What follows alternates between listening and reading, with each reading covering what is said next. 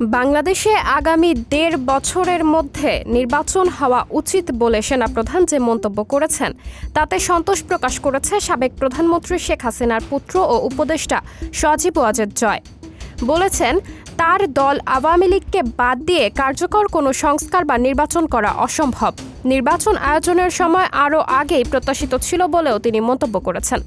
রক্তক্ষয়ী ছাত্র বিক্ষোভের সময় শেখ হাসিনাকে রক্ষায় পদক্ষেপ নিতে জেনারেল ওয়াকারুজ্জামান অস্বীকৃতি জানানোর পর ভারতে পালিয়ে যান শেখ হাসিনা।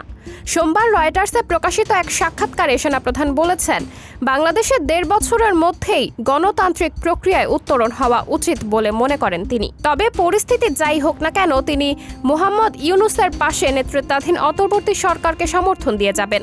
ওই বক্তব্যের প্রতিক্রিয়ায় মঙ্গলবার ২৫ সেপ্টেম্বর রয়টার্সকে দেওয়া সাক্ষাৎকারে সজীব ওয়াজেদ জয় বলেছেন, শেষ পর্যন্ত আমরা একটা সময়সীমা পেয়েছি, এতে আমি খুশি।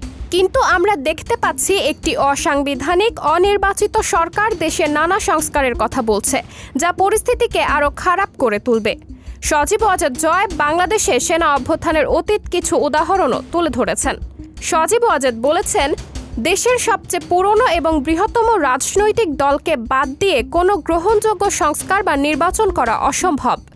তিনি বলেন, এটা অন্তর্বর্তী সরকারের ওপর নির্ভর করছে যে তারা আওয়ামী লীগের সঙ্গে আলোচনা করবে নাকি তাদের মতো করে নির্বাচনের আয়োজন করবে।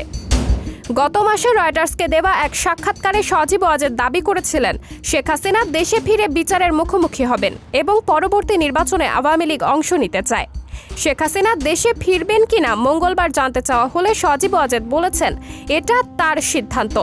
এই মুহূর্তে আমি আমার দলের লোকজনকে নিরাপদে রাখতে চাই।